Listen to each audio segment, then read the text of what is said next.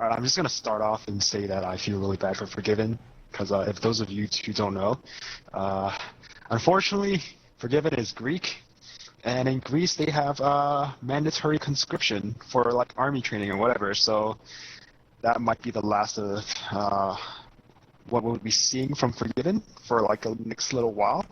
And normally we want to start off the podcast on like a good note and have something lighthearted, but I just want to like give an early shout out to Forgiven for like all the good work that he's putting in and all the fantasy points that he's scoring. When he made that really sad announcement, I wasn't even thinking about fantasy. I was just going like, oh my god, not again, guys. Yo, I But got to yeah, feel so as bad. sad as yeah, I have Forgiven on my team, but then, I think I'm just gonna keep it on my team. On the other hand, though, he could easily desert. He just doesn't want to. Like, Yeah. apparently it's not a big deal to desert Greek, what's it called? Military. Well, Yeah. like It's the there's patriotism. still that kind of there's still a patriotism, and like naturally you should do what is right. And you know what? Like I'm not him. I don't know what's going on in the background. I'm sure they're trying to like get whatever to like delayed or something. Good thing is with They IEM said around the corner. Forgiven The said good thing that is they would try their best to like delay it or otherwise like put it off. If they could do it legally, he would put it off and then he would continue playing. But if not, that would be the last week we see him. Mhm. And then he's already done the like college thing to delay his service, and he doesn't want to desert. So if they find a different way, then he'll do it. But otherwise, he's just gonna do the military. Yeah, I mean, if you were in the same situation, what would you do? I would desert, but I'm also not very nationalistic. Yeah. yeah, it's kind of hard because we're all like freaking immigrants, and we don't feel like a special belonging in Canada Well, in that sense. Like I was born you here. know. I Oh, have okay. massive Oh, Canadian pride. Dan's not an immigrant. Check out the red and white. okay. Okay. I do too. I am proud to be Canadian, but it's just like good thing we don't have conscription, so that doesn't actually cross my mind. Right. But anyways, okay. Too deep, too dark, too dark, too dark. With IEM around the corner, so like there's gonna be a week off LCS, and so good thing for Forgiven, they have like HK, the organization, has 2 weeks to figure things out. But anyways, of all this infinite sadness I had during the EU LCS week, has probably been erased by NA. Completely forgotten. Yeah.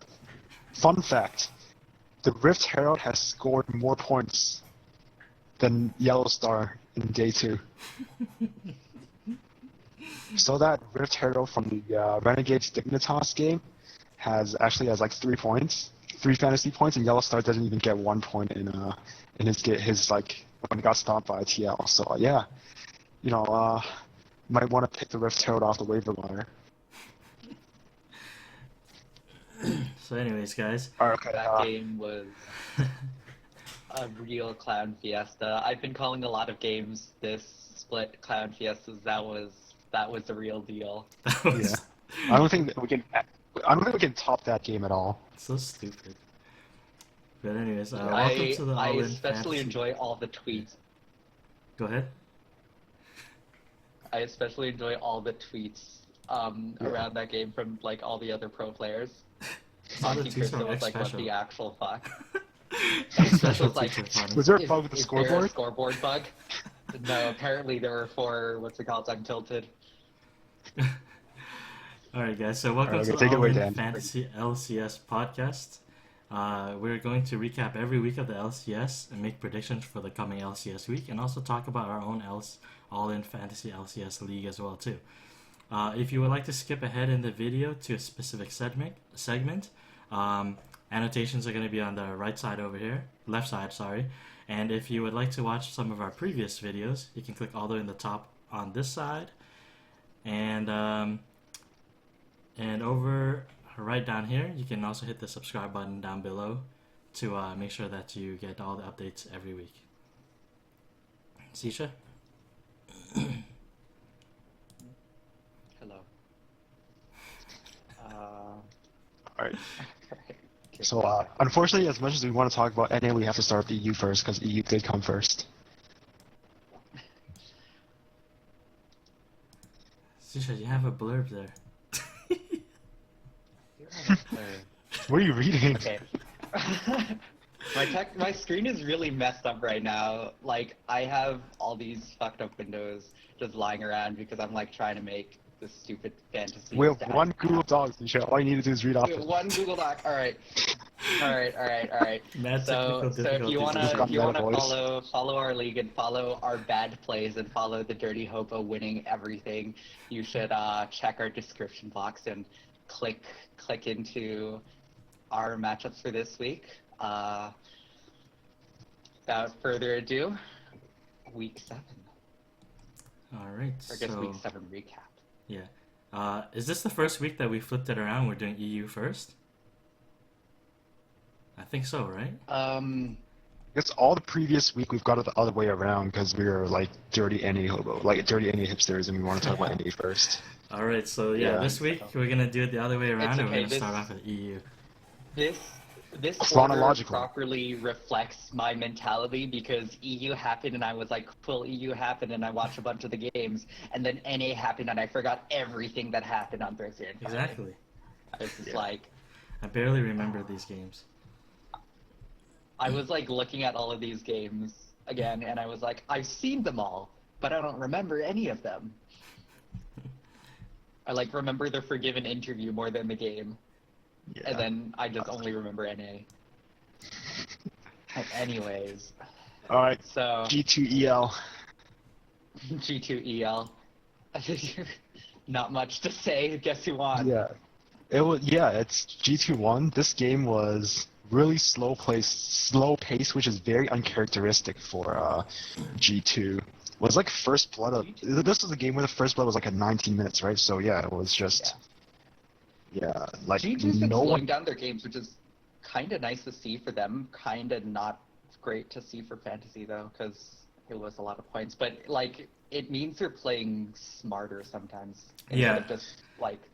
It seems like in the past they were just brawling because they could brawl, but now they're like, okay, Yeah. maybe we have to fight with a purpose. Like after we win, we need to do something. I personally think there's okay. Well, I think their mindset should be like we're a very good brawling team to like pick the fights that we want, but they're just not very good at taking these fights, like taking these small advantages into mid game, which is where they're kind of like screwing around. So like, yeah, you know what? If they're playing, Before they weren't thinking about the fights they were taking, they were just like, oh, there's a fight and let's fight. Now it's like, all right, let's fight to take a tower. Let's fight to get a Baron, or let's fight to get a dragon or something. yeah, pretty Which much. is different. And now that means they're not taking unnecessary fights, which are entertaining and really great for fantasy, but sometimes not so great against the top teams that will punish them for doing needless things that are kind of lose-lose for them. Yeah. All right, so this actually does have a lot of implication for like fantasy because now that like if they're really slowing down, then they're not going to be as as point scoring as they were before. So that's something we have to keep in mind. Yeah, and So as you can see, next game we have Yeah, go ahead. I had nothing important. next game we have like Giants and Vitality. Oh yeah, you know what? Like Another- actually, just I'm gonna talk about the points really quickly. No one scored over 20 points in that game. It was like kind of sad. Yeah, very low score Yeah. for everybody. Some people came close. Yeah, G2 did Jesus decent. came close. Like, you're not gonna complain about G2's score, but no one did exceptional. Steve is looking better. Steve from accounting is looking a lot better. He's been doing a lot recently. All right, okay. Giants versus Vitality.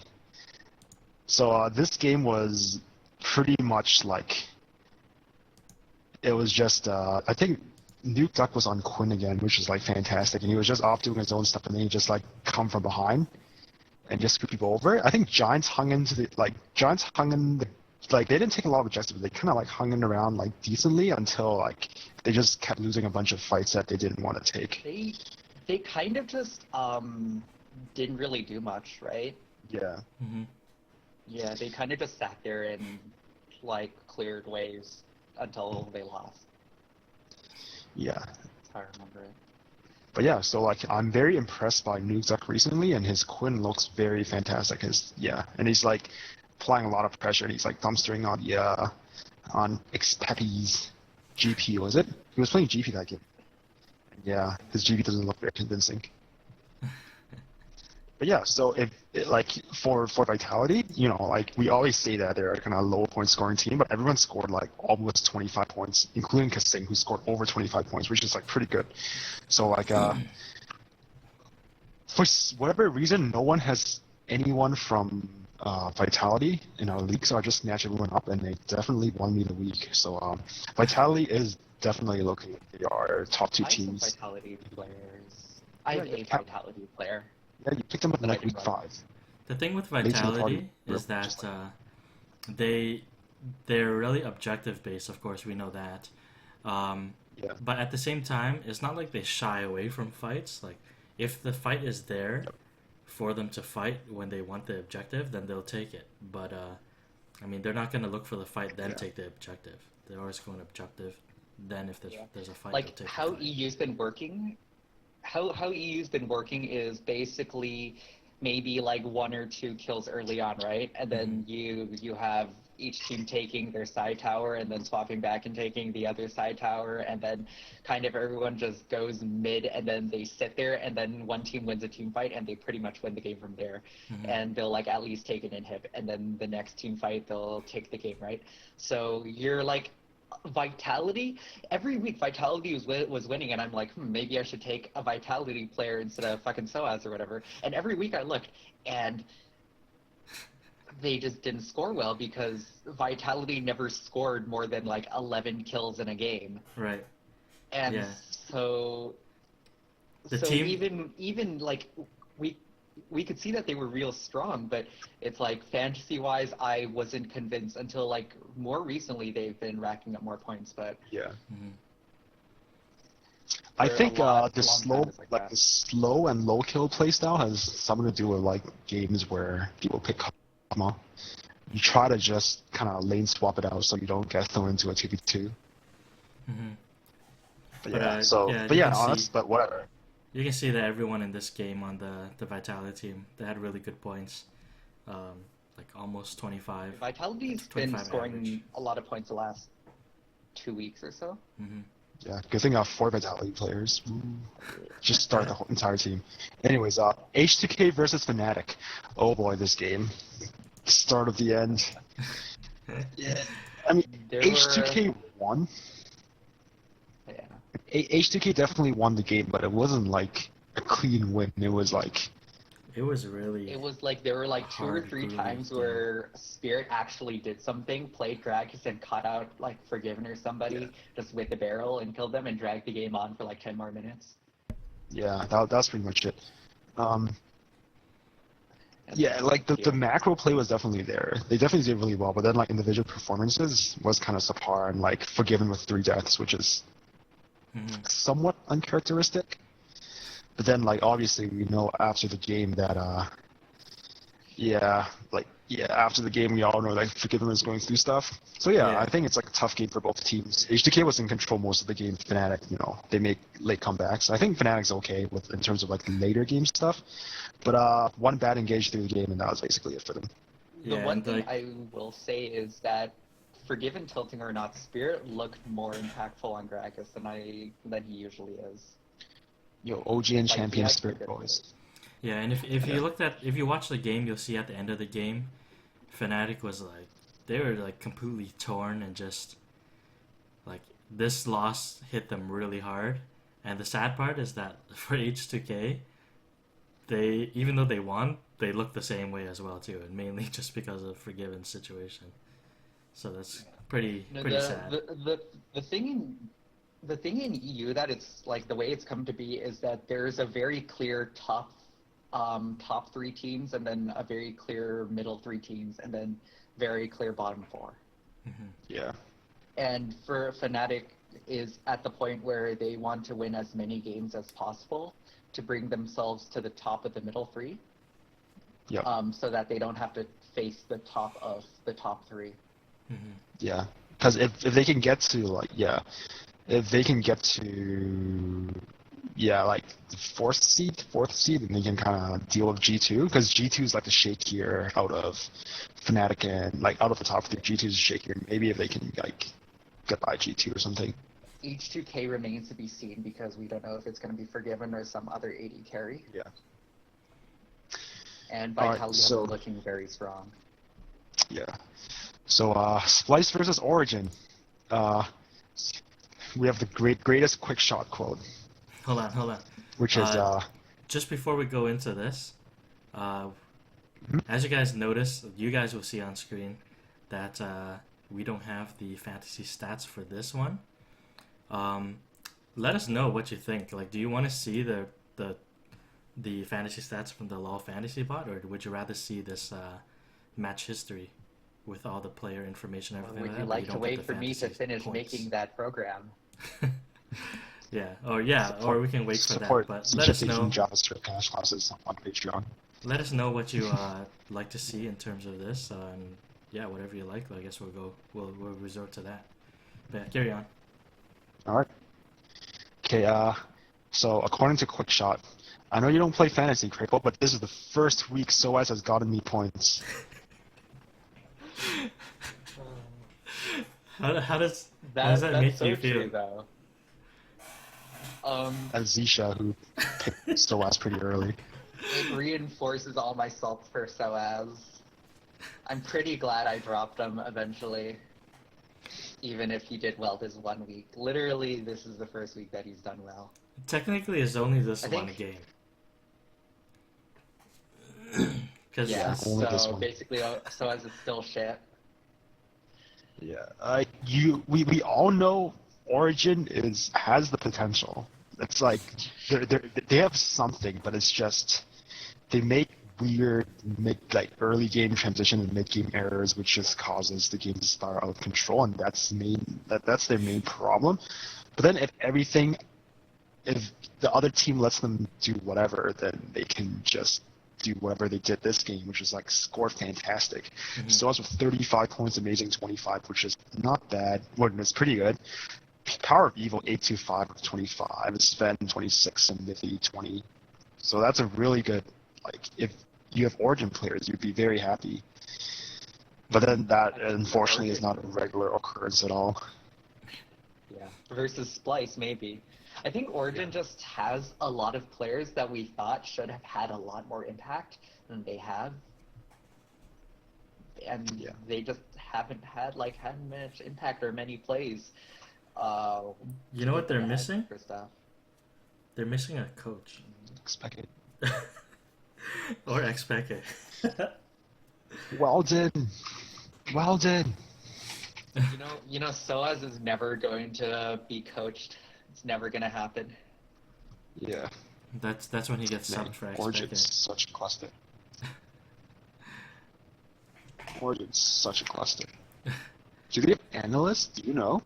They have an analyst, but they they call do him have specifically an analysts. analyst. They won't refer to him as a coach. Yeah, they have a head analyst now. Yeah. Okay, whatever. All right.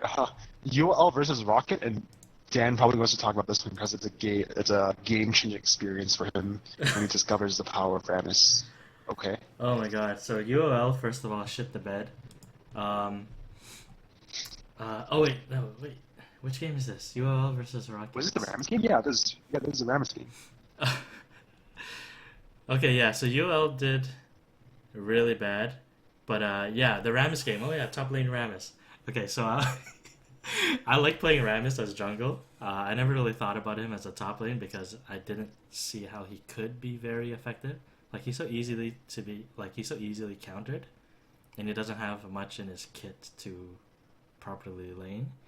But I don't know. I ended up playing him after this game, and I got a really good score. So I'm quite happy with that. I went 5, 4, and 16 for my fantasy points of 35.27. Rocket won a game for Dan.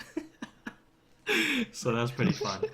But other than that, everyone else didn't look too good.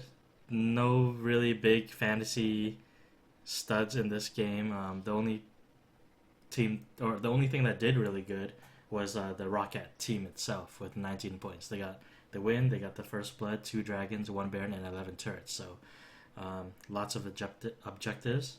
Yeah, and if I don't know why you would have Rockets on your lineup, but if you did, you got 19 points out of them for that game. UL's starting to like look really shaky over the past week or two. Like the opposite roster of what changes Giants don't are help. doing. Yeah, Roster what the changes hell? don't help. I'm not a fan of Lulix so far. No one was ever a fan of Lilex. Maybe an 8-man league, maybe. Alright, good for day 2. We good for day 1? Yeah, I Yeah. think so. So here, day 2. Alright. Day 2. OG Day two. versus Alright. G2 when Soaz returns to form. So it returns to usual form. Yeah. There's not much form there. Yeah. The form of Damn, beaten bloody pulp. Yeah. Power of Evil's 4K elo shockwaves can't melt steel beams. Can't do it. But yeah, so this is like a very typical G2 stat line where there's like a crap ton of kills across the board. I think my favorite play in this entire game was when Soaz, was it Soaz? Yeah, Soaz thought he was like all like hot and everything, and he teleports in, and he decides to like fly super fast after Emperor, and Emperor just like erases him in like half a Just second. crit him. I was laughing so hard. I was like, yo, what 3 the hell crits is... in a row. Like, Soaz just got wrecked. That's exactly It's how I overconfident. I was overconfident. Yeah. Yeah, honestly, I don't there's... even know if there's like a proper excuse for Soaz dying anymore. Yeah. 8 deaths. Honestly, That this got game counted happened in exactly game. how I imagined it to go. 8 deaths. Yeah, basically. He still ended up Yeah, positive. it's like though. the only thing I'm surprised about is Origin has 3 dragons. I don't know how that happened. Yeah. There's a, what, 40 But minute yeah, It's a game? 40-minute game. So, Yeah. 40 minute Yeah. game. They got a decent number of dragons. Let's Herald scored more. Obviously, you guys can see the Emperor did like a really amazing job. 11 kills. You don't see that often. It's usually like the 10 plus assists, but yeah, Emperor 10 plus kills. So if you had him in your pretty lineup, Emperor is a solid 80 carry right now, I think. Korean overlords. Yeah, I really like him. He was pretty good in Korea. I liked him in Korea. I liked him in TDK when he was actually there. But realistically, sub though, squad for TDK. yeah, everyone in G2 is solid. They have been all season long. Yeah, I think next split they're gonna be a lot stronger once they figure out the macro play and like people learn more English. Honestly, like they have the mechanics to do so. Definitely, they just need to figure everything out and Yeah. get a better coach. Yeah, so that's it for that game. Everything went as expected. Next game is Giants versus H2K. Damn, I don't know whether to blame H2K or just say that they were tilted because of Forgiven situation. okay, the Forgiven situation has... Okay, the game would have ended in 25 minutes if they didn't do the Baron. If H2K didn't do the Baron and let Giants back in the game, and the Giants did their best, but... Yeah, so that freaking Baron, where they got aced or whatever, literally set them back by like 50, 20 minutes. The game would have been over really soon if they didn't do that stupid thing. But you know what? It was good for fantasy. As long as you didn't have Not really. Ryu. Uh, Even Forgiven's still 20 was points Yeah, is not Ryu- bad. Drinker. Well, yeah, 20 points is not bad, but then for Forgiven, I mean, yes, he's going through stuff, but like, normally I expect like a 50-point week from Forgiven. You got like 38, which is okay, but it's like, it's not He just didn't godly have per very se. much kill participation, actually. That was like all it was. Yeah.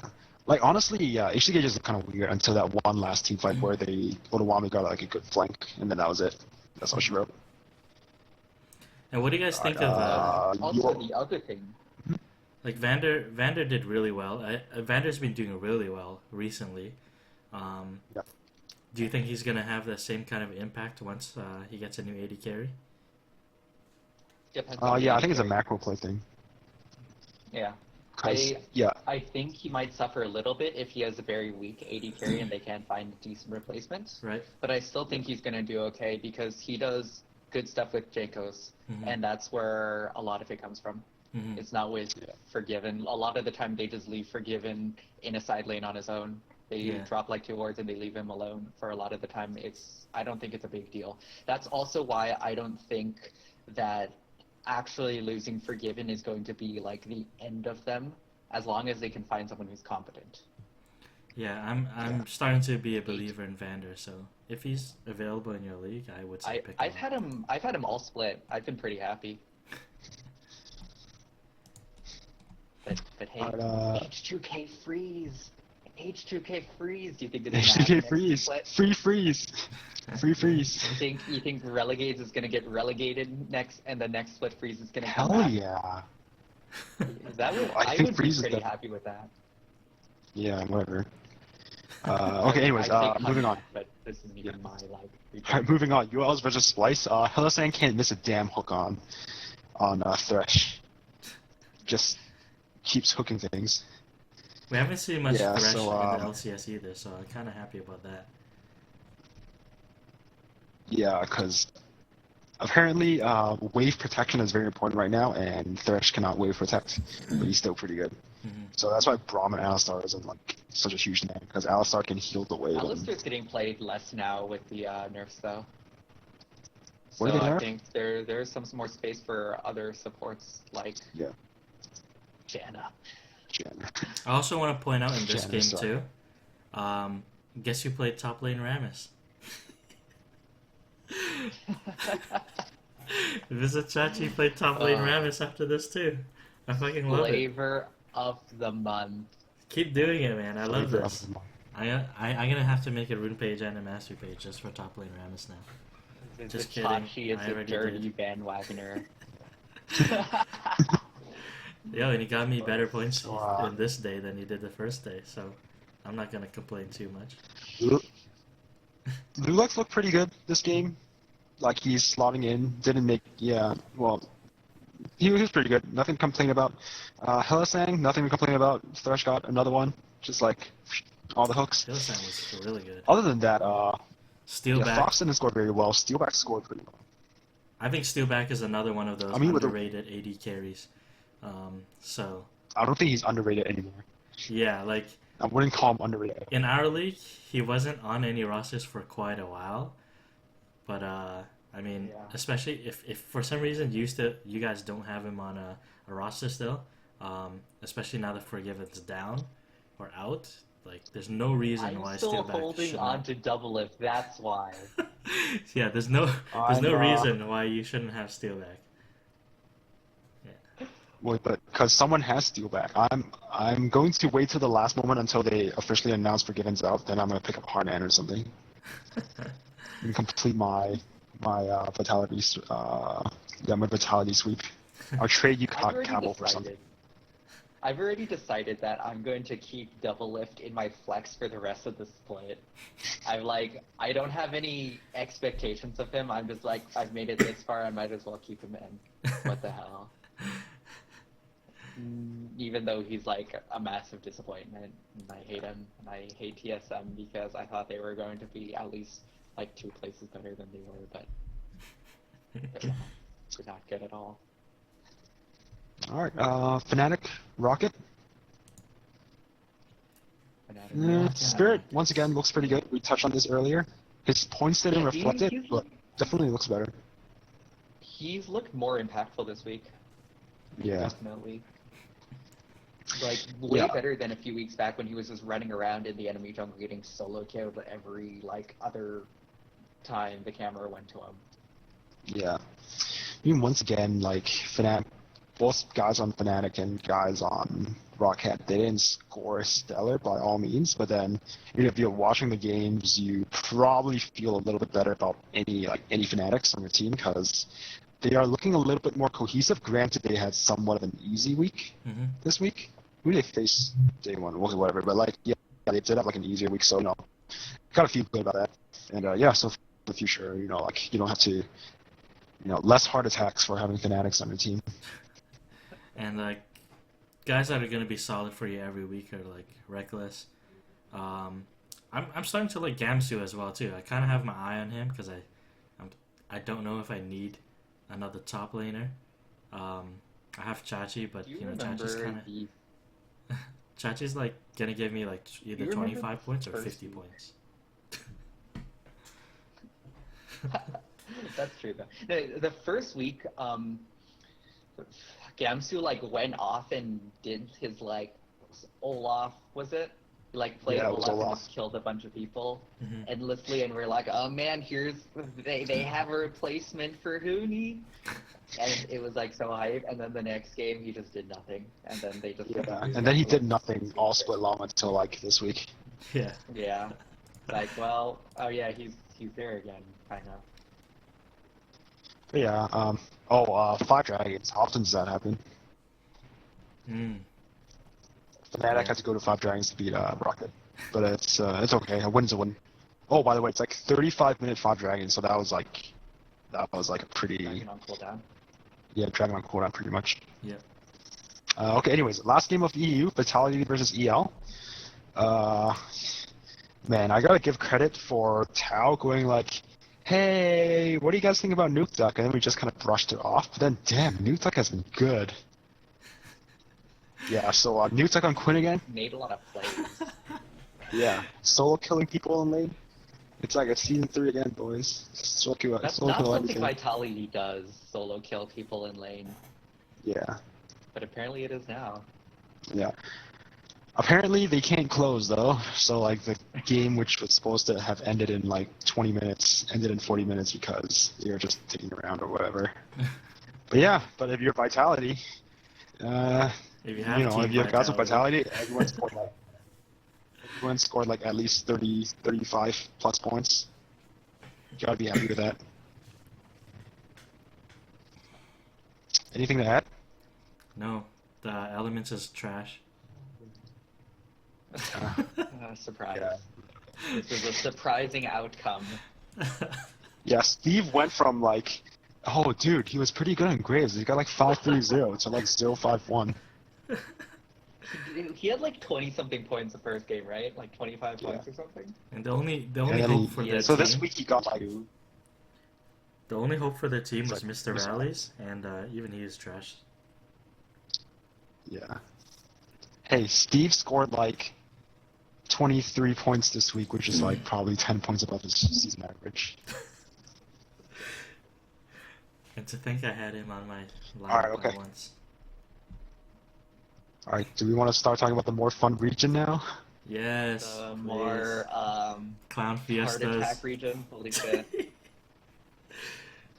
Okay, I'm going to say the range of game quality that we've seen in North America this week was like, oh, what is this even? NA is like all entertainment value. CLG. we had like the most like exciting game in a long time, at least for me, between CLG and Immortals. That was like my asshole was clenched for that entire game.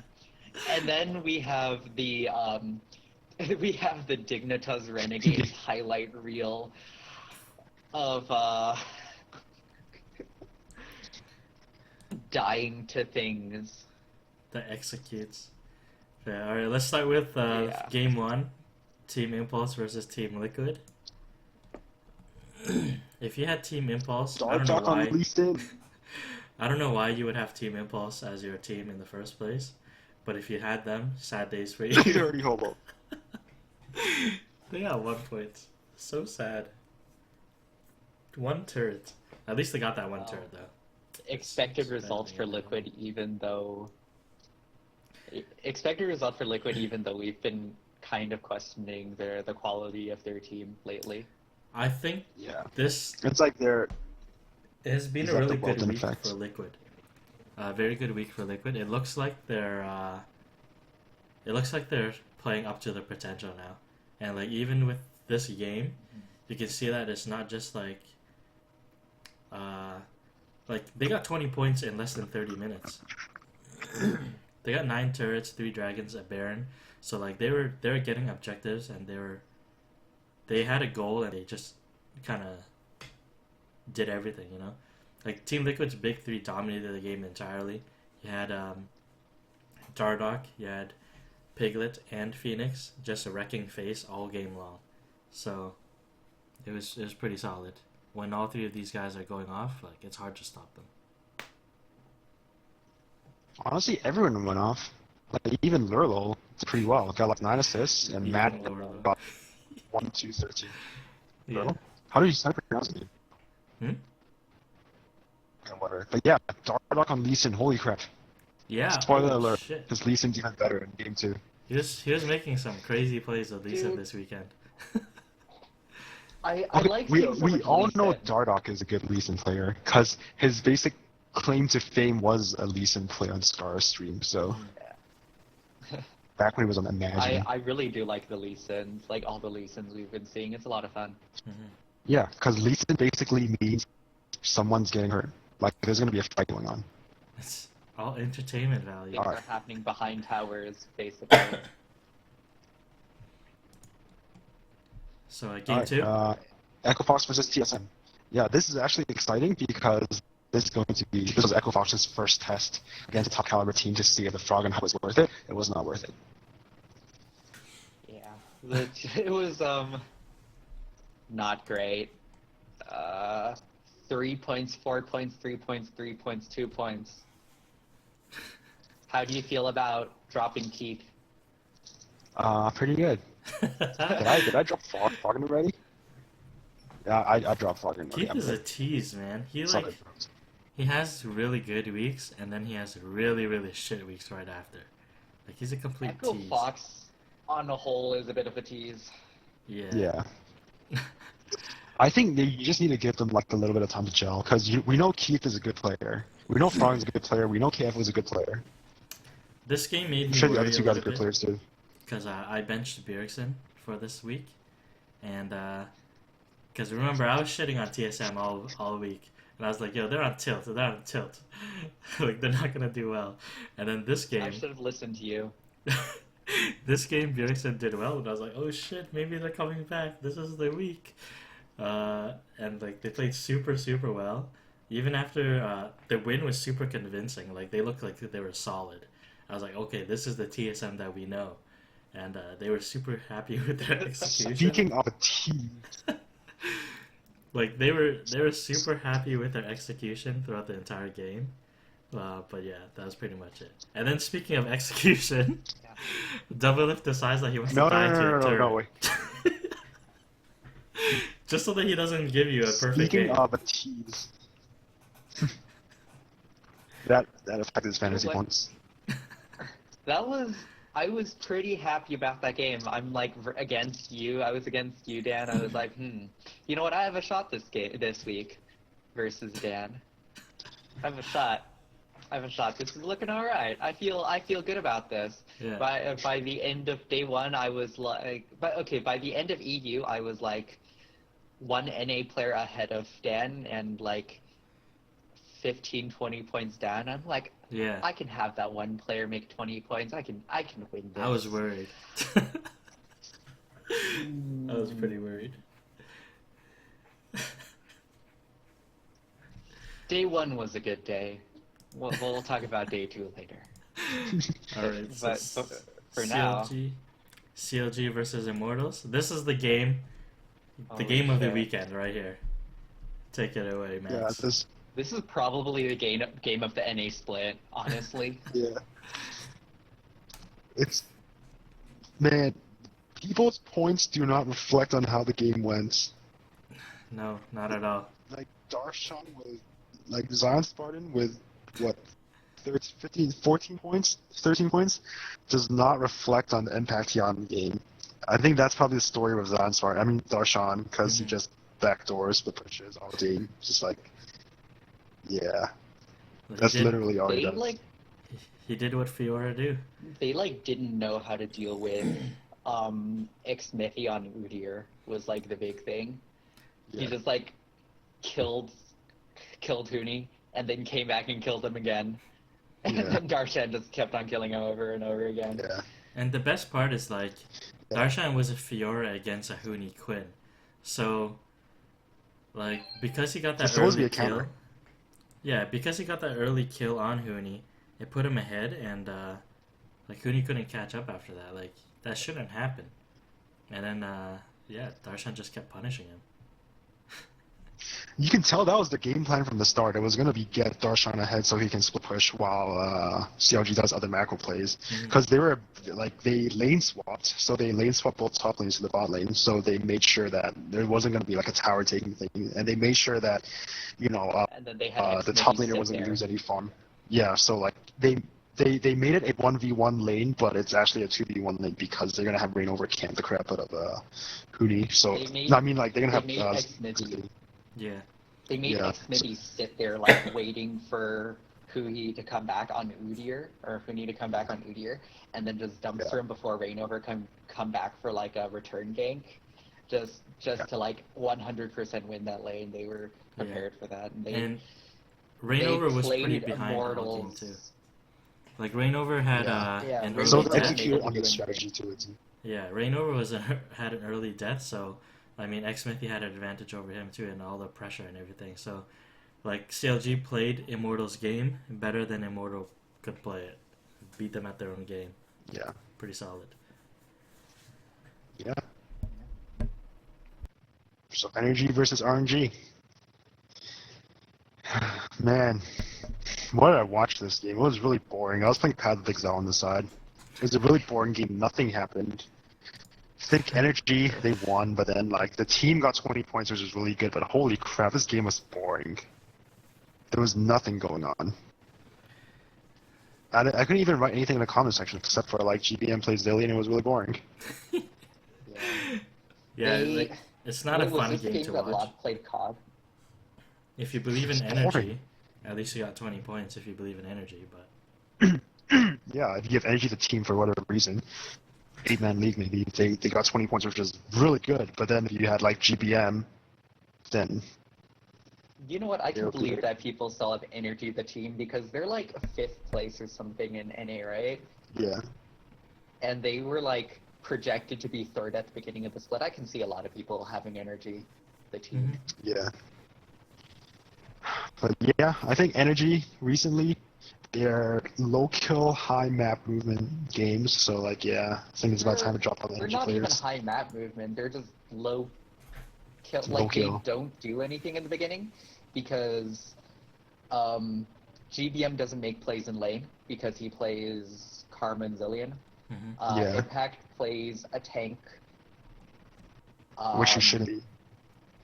Yeah, like, I thought Impact would be playing higher Impact champions. No pun intended, but like I thought he would be playing more carry champions, and like the closest thing we've had to that is Poppy, which is okay, but like also their most successful games are like with Poppy, and they just haven't. And Moon's proven to be actually ineffective at anything in like the early game as a jungler, and now they have Lot and not even Altec, so like they have 0 early game pressure. They just kind of farm it out, and then they do something in mid game and win versus bad teams. That's like all they can do. It's really sad to watch. And they like played around Lod this week. Did Altec ever release a statement for why he resigned? Did he said he was going to. I don't know if he did yet. Yeah. I'm expecting it just to be like. So yeah, I'd like team to is see shit. Yeah. Yeah. You know, there's always stuff going on in the if he was like, I hate this team. There's always stuff going on in the background. It's like also to speculate. But at least he's not on Renegade, so. Yeah. Alright, C9 versus Dig. Kind of skipped like this game, but then I heard really good things about Rush on Easton again. If you tune into previous podcasts, I'm a huge fan of Rush on Lee Sin. I think you should just play Lee Sin every single game, and people should actually ban Lee Sin against Rush. Except you probably also have to ban against Sneaky, also have to ban against Jensen. So C9. I wouldn't ban against Sneaky because I think. Gotta ban Jin. Huh? Gotta I ban think the he's Jin. not that Ban the scary. Jhin, maybe because I don't think 80 carries are generally worth banning against because you could always just play the one team gets Lucian, one team gets Kalista, and just kind of play it out. Mm-hmm. Yeah. If you need to focus your bans on other things. But yeah, I agree that Jensen needs a lot of bans sometimes. And Rush, honestly, I expected Lee Sin picks / bans against C9 since the beginning of the split, and I was like disappointed for like 5 weeks straight when everybody just kept on picking Nidalee and it just never did anything. This is like this is exactly why I first picked Rush. Yeah. In this damn league, because this is exactly what he was capable of, and I'm proud to say I picked him back up. But then, yeah, it's just it took them like 6 weeks to get to this level, which is really disappointing. And other than that, he definitely had the biggest impact in the game in the early game. Like C9 got way ahead because of his early game ganks, and then that just led to like Sneaky, High, and Balls just like doing their thing, just overpowering people. And then it wasn't until around the 15-minute mark where Jensen got his first kill, and then from there he was just like bodying fools like all day long. C9 looks fantastic. They do look really good. I honestly did not expect this from them. Do you think they are the third best team in NA? Yeah. No doubt. Yeah. I think they're better than TSM. Yeah, TSM. More I think, convincing than TSM. TSM okay. tilt. Wait, so let's break this down. TSM has a very clear top three. Hmm? They have a very clear top three, and then who's left? Like TSM, Energy, Liquid. Team Liquid. I'm gonna take kind of TSM in over the- Liquid. I'm gonna TSM, say Liquid, and Energy.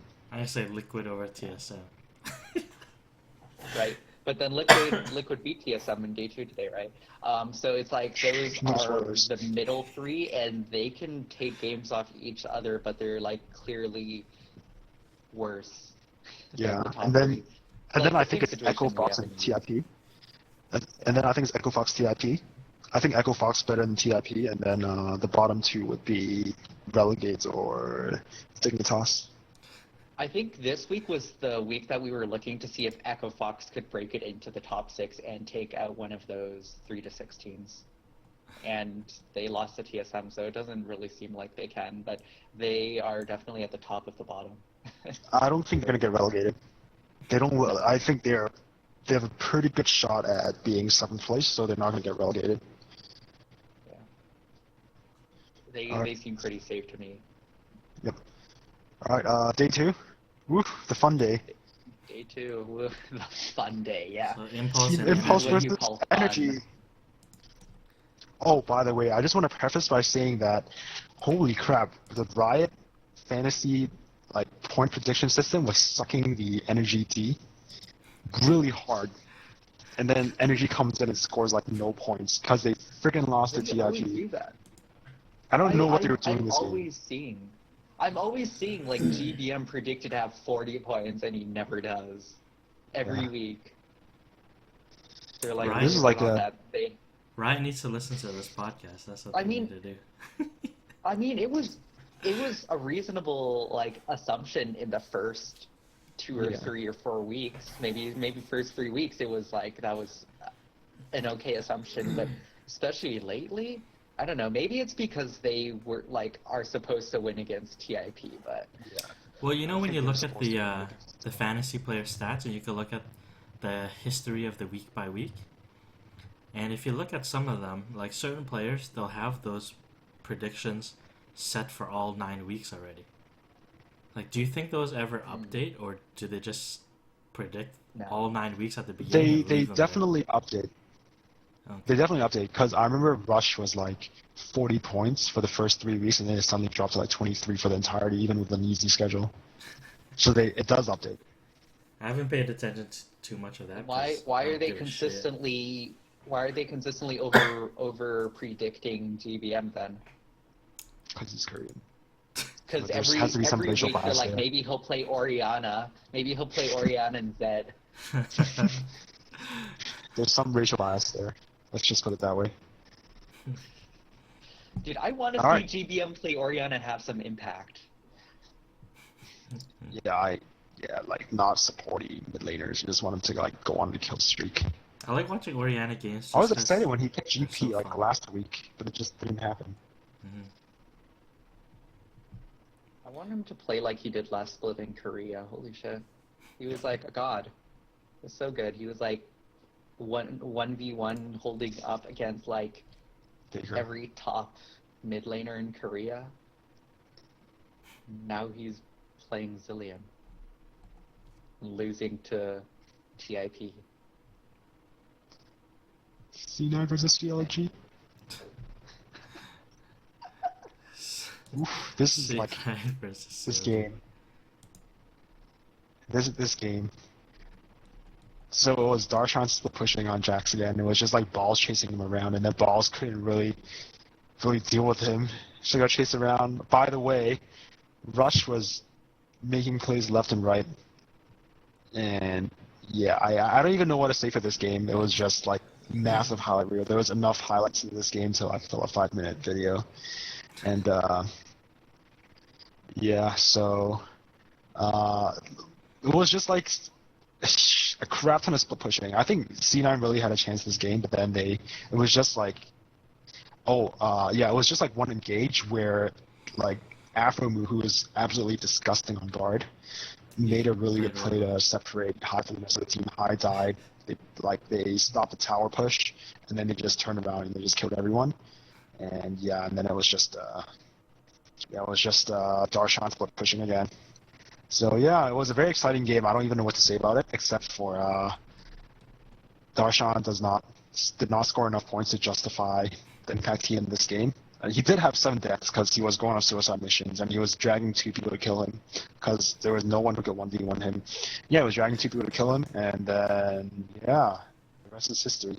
But yeah, it was a great game. It was really fun to watch, and I just want to give props to Sneaky for padding his stats at the last minute because he was killing people left and right and didn't die when his enemy was exploding. So yeah, thank you, Sneaky. 30 points. Still haven't delayed it This too much. also means that CLG has 2-0'd basically the hardest week they'll ever have. Yep, definitely. So they're pretty solid in second place. Mm-hmm. So they'll get the bye in first round, and they will probably face Energy.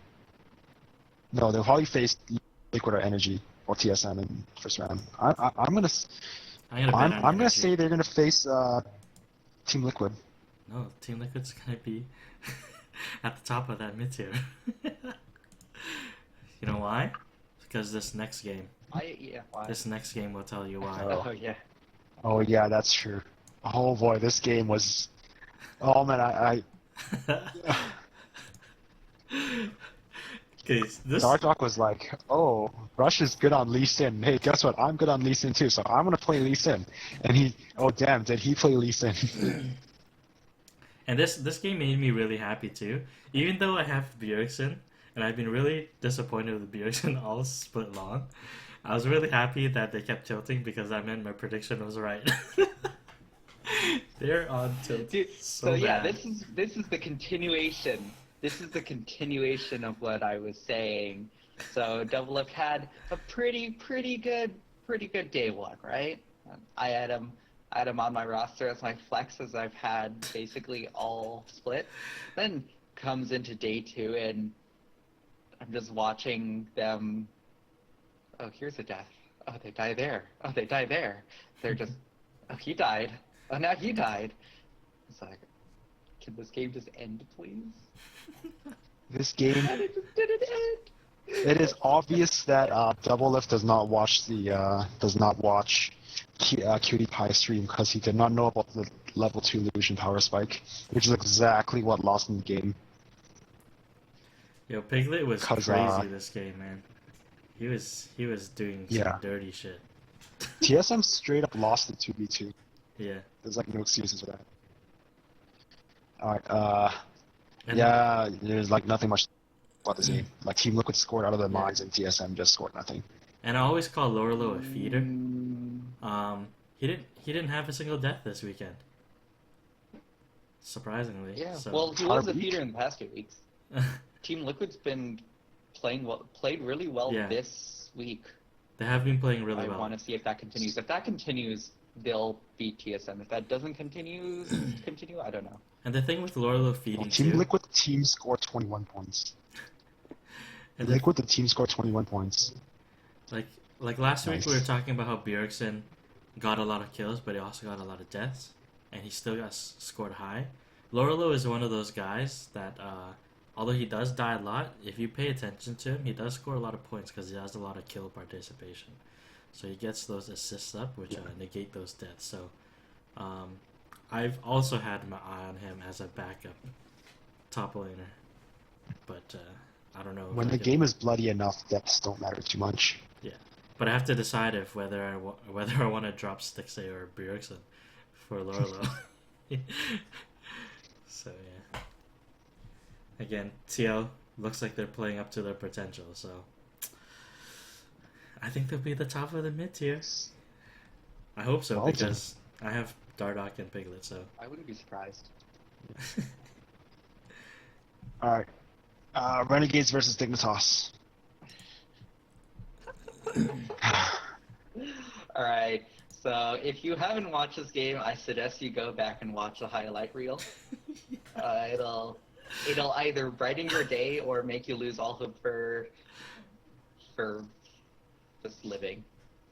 It The might game make was you- fantastic. it might make you consider starting up a ranked 5 team, trying to make challenger. You might be able to make it through Challenger. Yeah, these are the kinds of throws I don't even see in silver. But alright, so Dignitas is taking a tower, just 3v0 taking a tower, and they managed to have 2 people die to the tower. And they're like, well, shit, what just happened there? And then Renegades is like, well, Dignitas has sacrificed themselves to the tower. I think we should be proper gentlemen and do the same. And so, what was it? Hakuho, was it? Hakuho and Crumbs were doing Rift Crumbs. Herald. Hakuho gets low and just starts running away. Rift Herald turns around and just bodies both of them, and they both die. And Crumbs is just like very not amused. Crumbs is so garbage. Why is he still in the LCS? No, that wasn't even Crumbs' fault. That was not Crumbs' fault. That was not Crumbs' fault. I don't like him. I never liked Yeah, him. Hako shouldn't have turned around. Yeah, cause okay, I think the Rift Herald would have gone okay if Hako didn't turn around and like put the eye on the other side. Cause if the Yeah. eye was facing them, then like Crumbs could have gone it, but then Hako decided to like book. Oh boy. Like, maybe Hakuho would have died, but they would have gone Rift Herald, and it would have been okay. But Hakuho had pussy out. Report Okay, Hakuho this for game- intentionally feeding. Report This game you Koichi gotta for feel for intentionally Shifter. feeding. This game you gotta feel for Shifter. He got 11-0-3, 420, got 32 points, which is really good. But then, like, unfortunately, Shifter's on a crap team, so there's nothing much he can do. So yeah, free Shifter. Reshifted. Shifter will only ever do well on crap teams, though. Yeah. That's how I feel about it. Not fantasy related, but Dignitas really needed to win this game. They lost to the worst team in the league, so Yeah. what the hell? Now are they're you guys solidly in the bottom, which is hard for them. They are for, definitely getting relegated. They're definitely getting relegated. I don't think they have a chance. I don't think they can beat TIP. Yeah. I agree. doing? All Alright, They haven't been a Immortals proper versus team. Xbox. so alright. let's see. Yeah, let's move Immortals to more. getting back to their former self. It looks like they woke up. Yeah. Immortals look like they woke Yeah. up this game. Yeah, they played a pretty clean game, would you say? Very, very, very clean game. Holy crap. Huni on that Pantheon. Just watching him jump into like anything and just shred everybody. That's pretty good. Once again, when it's a Stomp, Wild Turtle scores little points. Yeah. Just goes up and does does When the it's a thing. Stomp, Wild Turtle's just off farming some side lane. And Adrian Yeah. scores higher than him. Like Huni's gets a few just- kills at the end. Getting kills. I like it when Adrian scores higher than The only Wild Turtle. reason Wild Turtle has any points is because at the very end of the game they stopped hitting the Nexus to get Wild Turtle like 2 kills and an assist. Yeah. Pretty much. Yeah, honestly, there's like nothing much to say about this game except for like Rainover. He played really well, just didn't score any points because he had 3 deaths, and the game kind of ended really quickly. So no one really scored that many points, unless It's kind of the Immortals games we're used to, and we also can see where Echo Fox stands after this week now. yeah. I don't think Echo Fox. Once again, I don't think Echo Fox is going to get relegated, but then they're not going to. They're not Yeah, going to do I I very think well. if they had played the full, if they played the full split with this lineup, they would have been part of the middle teams. Yeah, I do not question that they can dumpster on the bottom 3 teams. I think they can pull out a win versus like TL or Energy or TSM. But then, they probably could have picked up a win against C9 before they went off recently. But it's too late to speculate now. I don't think they're going to get relegated, but they have a long off season to think about how to get better. It'll be Alright. kind of cool to see them do Yeah. that. So once again, it's IEM next week. So that we're gonna have like a 2-week break. So next week we'll probably do some IEM coverage, and we're also gonna talk about the looking ahead to like week 8, but we're just gonna touch upon it briefly right now.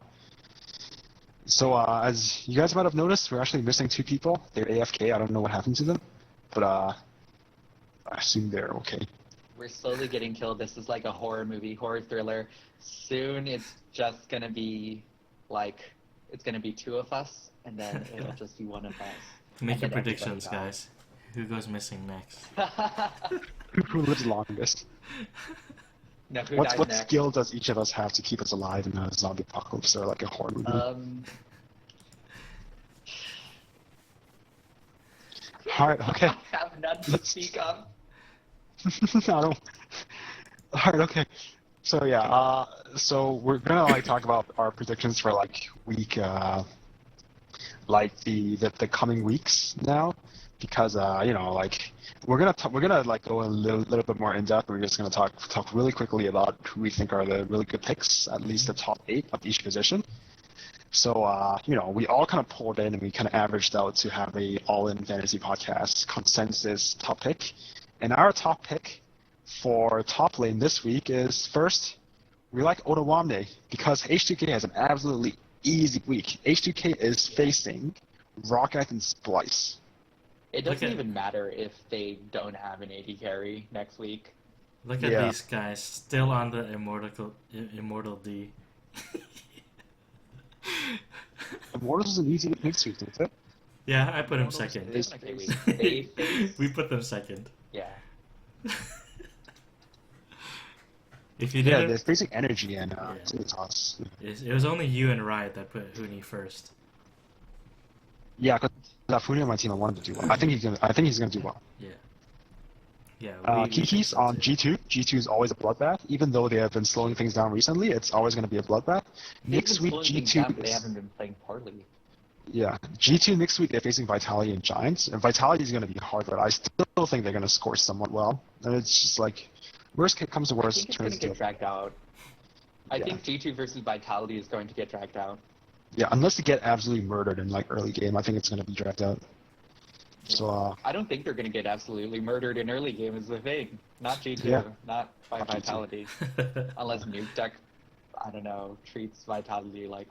or Perks treats is really like good a- though, so I don't think Nuke Duck's going to have his Yeah. way with like Perks is random really mid lane. good. Like Exactly, he's a right? good mid lane. Vitality anyways. doesn't generally solo kill people in lane, so I don't see it like snowballing real hard from the beginning. I see it getting drawn out and being very methodical. Maybe like 1 or 2 big team fights, and fights that are just very close to ending the game, but not really. I Yeah. can see a game like that happening. So for fourth, we have Cabochard. And Cabochard is like on Vitality, and they're going to be facing G2 and Fnatic. It's going to be a really tough week for Vitality, but then Vitality is also really good, so, Man, Max, you just disagreed with us. All the way up to the fourth pick. What? I put Cabo third. Yeah, and we I put put him fourth. Cabo third because I think they're the better team.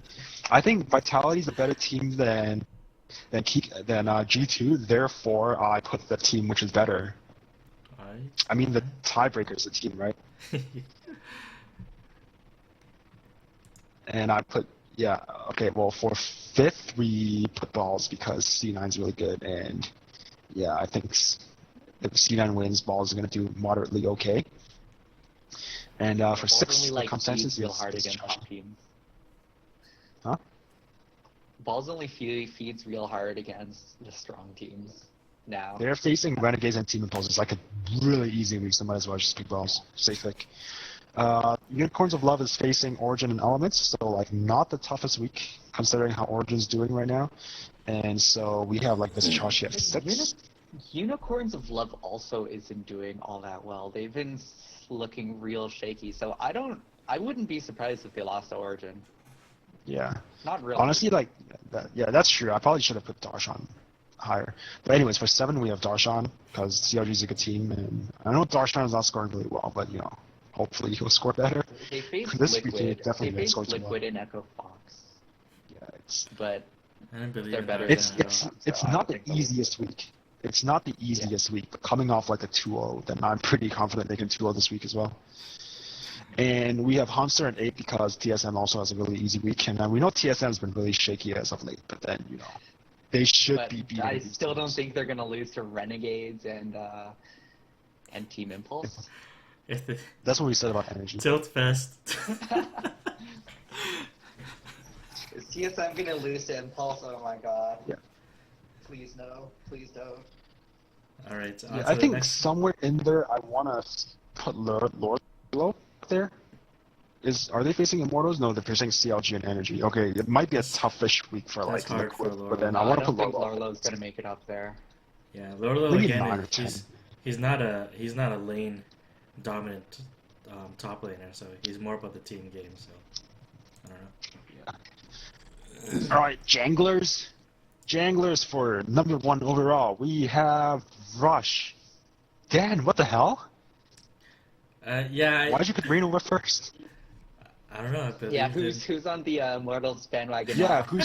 who's on their knees for Immortals right now? I believed in Rain. Did you not watch the C9 games this week? I did. All right. Okay. That's why I haven't. So second. once again, C9 is facing Renegades and Team Impulse. So you can probably bet that Rush is going to have an okay week unless they ban Lee Sin, Rush which is they should. just going to like, if Rush plays Lee Sin, he's just gonna try to make it a montage week. Who are Immortals Yeah. facing? Immortals are facing Dignitas and and Energy. Energy. Exactly. So, no. For Rainover, who's gonna be like dominating early game and everything like that, that's an easy team for him to shit on. And Rush doesn't dominate the early game. But it's Rainover. Yeah, it's also bandwagon. Okay, Yeah, so for I'm- third we have Yankos. For third we have Yankos because H2K has an easy week, and Yankos is good. And for 4 we have Trick because G2 is bloody as hell. Even though they have a decently tough week, but G2 is bloody and Trick always scores really well. So, track record says Trick will do well.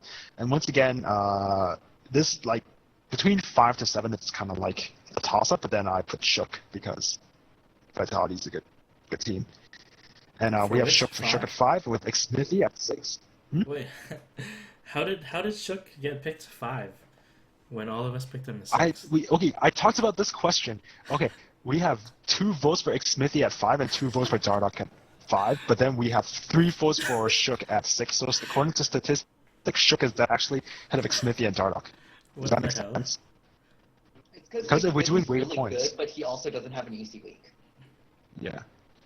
If we're doing I weighted still think points, they're then gonna that's... 2-0, but Sure. So that's why I'm saying 5 to 7 was a toss-up. Right. Yo, even you're not listening to the podcast, and you're in it. I listen to the podcast twice a week.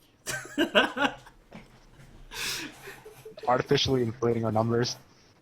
I see you. Alright, anyways, and then at 8 we have Rolex according to the stats, for unicorns. I don't think they have a...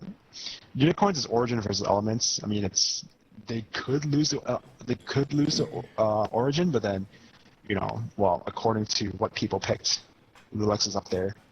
I mean, Zisha picked Rolex, I picked Rolex. Okay, I guess I did. And Randy no picked faith Rolex in as well, Lulex so... or Svenskeren. Me neither. I picked Svenskeren everyone because else has they have hard an easy games. I don't know how Riot Yeah. didn't have Dardak in their top 8. I don't know why. Well, Yeah, I think Dark's definitely up there. Alright, I don't think Riot's predictions are very good. yep. It's true. Alright, okay. So next we're going to talk about mid lanes. Midlands. I think there's a pretty consensus Jensen at 1. And then at 2 is going to be Perks, because we Jensen's? believe that even though Perks is a hard week, the Perks, like, they're going to go with bloodbaths. So hopefully Vitality takes up the bloodiest side of G2. Perks is a And for stud, 3? man. Hmm? Perks is a stud, and Jensen's just bodying fools. Yes, he is actually really good. I think Perks is really good. Yeah. Over Bjergsen any day from now on. Like- H2K has an easy week, but Ryu's the kind of player who racks up a lot of points doing like team fights, not like solo lane kills and flashy plays, right? Yeah, and And honestly, I don't think that's going to score very much against bottom teams. yeah, even though, like, you know, HDK is famous for like macro plays and all the stuff like that, you know, you are switching out one of like the core members of your team. So like, I'm always a little bit kind of iffy on how well Ryu's going to do, or like how well other people on HDK is going to do, considering that they are shaking up the lineup. So there is going to be, you know, question marks surrounding it. That's how I feel. It's going to be a big That's deal why I this week. dropped him low.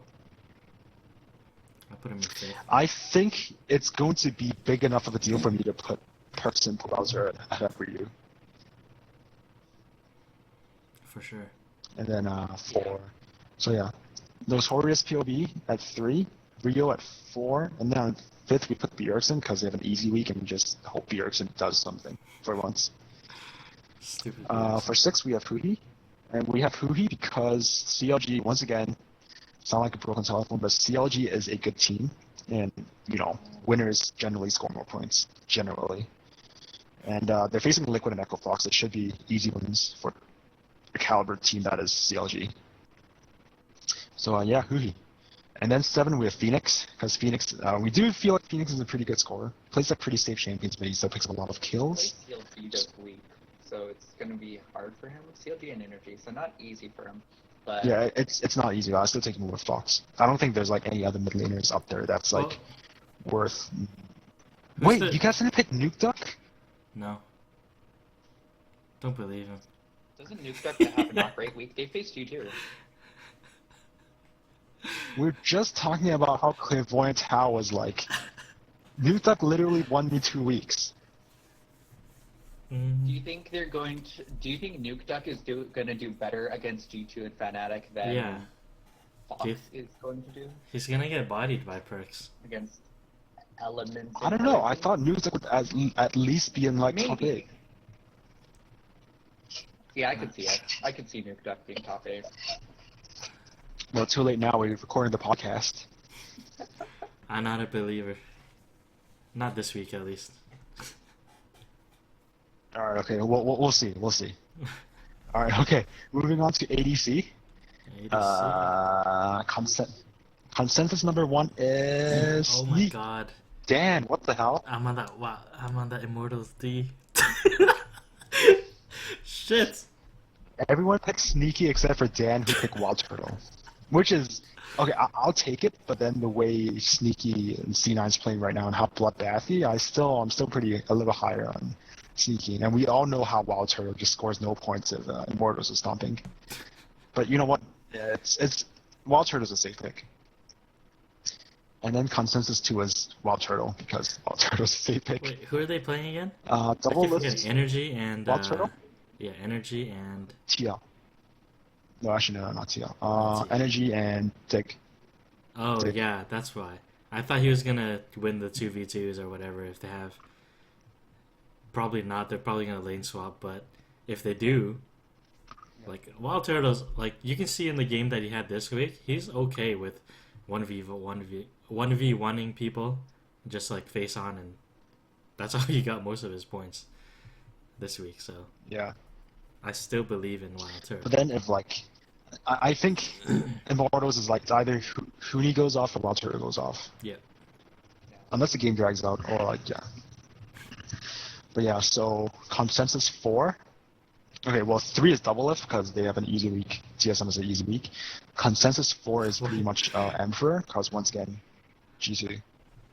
Pretty much, except for Danny picked Sticks A, which is okay. That's because my Emperor But still, is like second. I had Emperor yeah, in that's true. second. Why did you put double lifts? Okay, you know what? Okay, fine. You're entitled to your opinions. I think double lift is trash. TSM is trash. More trash than he faces this week. What? What'd you Do you say? think he's more trash than Renegades and Team Impulse? No, Freeze. but that's why I don't have those guys in here either. Freeze the mash. I don't know. I'm not a believer in double lift right now. I'm not a TSM believer. I'm not, but I saw him on my flex. I think he'll do okay this week. Yeah. See, I even Alright, put and then Pearson in. Emperor. Emperor is Emperor solid, 4 dude. Steelback 5. Yo, Yes. Emperor and Emperor the Steelback Bloodbath team. are so solid. I said that earlier in the podcast already. Definitely. Emperor and Steelback. Yes, dude. they are really good. I'm disappointed that I And didn't then- pick them up. Damn sticks. I think next. I think our next split is going to be a lot more competitive than this one. Yeah. All right. So and then we have Stixay at 6, Harnan at 7, and then Piglet at 8, which all makes sense. Piglet is a little surprising because I picked Piglet. I was pretty high on Piglet. They don't have the easiest week, but I think they're gonna do okay. It's like I CLG think the versus thing NG. with Piglet and also the same thing with Phoenix is if they have a good game against Energy, they'll get like 35 points each in that game alone. That's Yeah. why I have them decently high. Yeah. Like they You know have what? potential to get really high. Yeah, actually, I'm rethinking the TL pick because CLG is assuming that you're not going to score that high as CLG. I don't know if Energy is going to drag them down to their level and like play the game out really slowly with GDM on like Karma or something. So yeah, that's one thing I'm worried about. But then like you know what? In general, like I'm pretty high on Piglet. I don't think I'll pick any other ABC over him. Well, at 8 at least. I don't know why I didn't pick up Piglet. I don't have him in my top 8. I don't know why you even have him. I haven't benched for this week. Oh, all right. I have So Dardoch bench too. the one where if we go on to support the one where we all do pick the Immortals player, Dan doesn't. Dan is just like, "Oh, fuck you guys. I'm not gonna listen to you. I'm gonna pick everything you don't." This is Alright, support. Yeah, support. We all picked Adrian. Well, Randy picked High, but the rest of us picked Adrian, and then Hey. Dan picks Hybrid. First of all, I was the first one out of everyone to pick anything. So you guys saw my picks. You think I look at your picks? I don't give a shit about your picks. I honestly trust Adrian on like a Janna or like a Soraka more than like whatever Hybrid has up his sleeves. Adrian always scores really well, even if they have like a low kill game, because he'll be like 0-0-13 in a 13 kill game. Yeah. He'll Yeah. always score around like 35 Hybrid to 40 has- points. Hybrid does a bunch. Hybrid has the potential to not do very well. Yeah. Like his ceiling Empathize is with a little Dodge. bit higher than Adrian's because if they have two really bloody games, he'll get a lot more points. But his floor is a lot lower than Adrian's. That's why I think most of us have him below Adrian. But you know what? He can do well. But yeah, those two are basically the top two, anyways. I'm playing the I think for schedule me, this top week. 3, including High, is kind of like up there. I actually don't think High is like up there with like the top 2 because High dies a bunch. He has like Adrian-esque games, but then he also has like Yellowstar games. Do you think High is getting more Adrian-esque games than Yellowstar-esque games Yes. now that they've had more practice and he's had more practice as support? That's Yeah. how I feel. Yep. He's So definitely I have making a pretty way good bigger faith in impact in Hines. games. For Do you sure, think we're for going to sure. see Bunny Fufu in Summer Split? No, I think they're gonna release Bunny. I think we'll see Bunny Fufu I- in I- Summer Do you think they're Split. going to try to retire High in Summer Split? No, Obviously, I think they don't they're want to going retire to. High. It's High that wants to retire. No. Okay, I honestly think they're gonna release Bunny Fufu and make like a Worlds push in Summer Split because I think that's what they're gunning for. They like teams want to aim for Worlds, and if you put Bunny Fufu in Summer Split, I don't think it will damage the chances to make it to Worlds. I think they'll maybe like I honestly think they're just gonna let Bunny Fufu walk. Or just keep him as a sub. Damn. I don't think he wants to stay as a sub. Bunny Fufu is good. He's definitely good enough to be a starter. He's a very good support. But what team is he So going I to be a don't think he starter wants to on? run on the bench. There's no top team that's going to want him. There are middle teams that would want him. Yeah. Like Energy? I mean, I like, think he would be holy a good- crap. I don't mind seeing, like, Bunny Fufu on, like, Energy or something. Or, like, Energy wouldn't want Bunny Fufu because Bunny Fufu doesn't speak Korean. Doesn't speak Korean. But that's beside the point. Like, I don't know if he's Liquid I think would Bunny want Fufu's him better in than the either. middle tier. okay, okay. Like, I think Bunny Fufu is good enough for a team to make a space for him. Yeah. Do you think I think, like, okay, they're going to drop Yellowstar? Yellowstar I for could Bunny see that Fufu. happening. No, I could can see see That would that be happening. so bad, Well, man. No, I can see that happening because even though like Double Lift and Yellowstar isn't working very well, they still kind of like I think they're still thinking they need Yellowstar's shot calling, which is kind of true. But also, I don't think Double Lift has any respect for Bunny Fufu. Oh, then can I call it now, TSM Freeze? TSM Freeze. Bring that EU. Bring that EU. TSM Freeze and Bunny Fufu bot lane. How about No, Freeze and Yellowstar. How about the return of X Special? The return of X Special, isn't he like trying to get? Yeah, in he's for gonna come back on Apex and be like a bottom feeder team Yeah, but why would he want because to they be have on Chris, Apex? unfortunately. I would like to see X Special on Cloud9. Maybe. What, and put High top lane? No, just retire High. I'm not. They're not gonna is retire High. X Special still top tier NA level? No, Right. I don't think so. I don't know because it's hard to say. I still think he was doing really well with Team Liquid when he was with them. It's more of a chemistry thing. You know Yeah. what? In the off season, I legitimately thought that there was a good chance that X Special would have ended up back on TSM, simply because I do want to see that. like I think- before Yellowstar was a really big thing. Yeah. There didn't seem like anyone good, and Yellowstar or Double Lift has a lot of respect for X Special. Yes, he does. Yeah. And we've seen them play together at like All Stars and stuff like that. They click. Yeah. They like to go ham, you know? Like X Special is actually like he makes some pretty nice plays, big plays. Which would For I sure. think complement Double Lift. So much speculation, boys. The problem with X Special is Anyways. it's been so long since we've seen him. Anyways, Okay, are we done? I'm calling it now. Okay, Clairvoyant Chewy is calling it now. They're gonna drop Bunny Fufu. C9's dropping Bunny Fufu. I wouldn't be surprised. Man, we went on a huge tangent. I know, we're supposed to be Alright. talking about Alright, okay. Okay, Adrian, support Hybrid, picks. High, Afromood, Hillisang, Kasing, Vander, and Yellowstar. We are definitely putting Yellowstar in 8, even though he's been trashed this week because they have an absolutely easy schedule. So let's move on to teams. Yeah, we put H2K first because H2K is an easy week, and then we put Cloud9 because... C9 both have easy weeks. Actually, I'm a little Immortals is reluctant to good. put C9 up top because, like, they fight things, and then they take objectives. Not... Yeah, and then, like, sometimes, like, especially in the CLG game, they didn't take a lot of objectives. They didn't score very high because they didn't take anything. It's just, yeah. If the fights go How well, much they of that was them facing CLG? Hmm? How much of that was them facing CLG? Yeah, I know it definitely factors into things, but like I guess they were just playing around trying to like beat shit up. But then and it's against Renegades and Team of Pulp, so I guess they will score well. Yeah, I'm just talking my ass right now.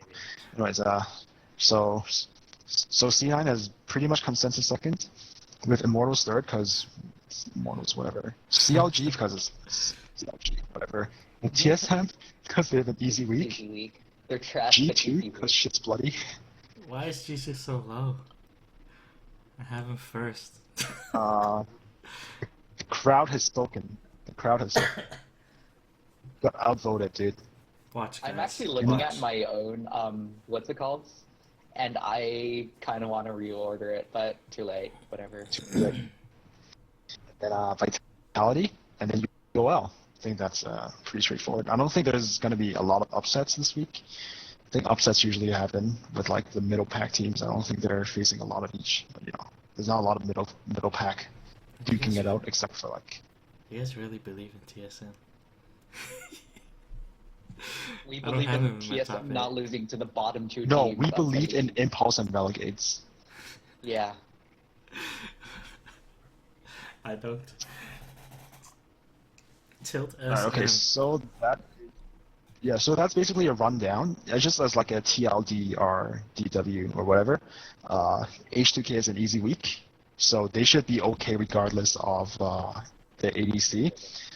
Vitality has a really tough week, but Vitality is also the top team in EU, so I think it's still a safe bet to start everyone on Vitality.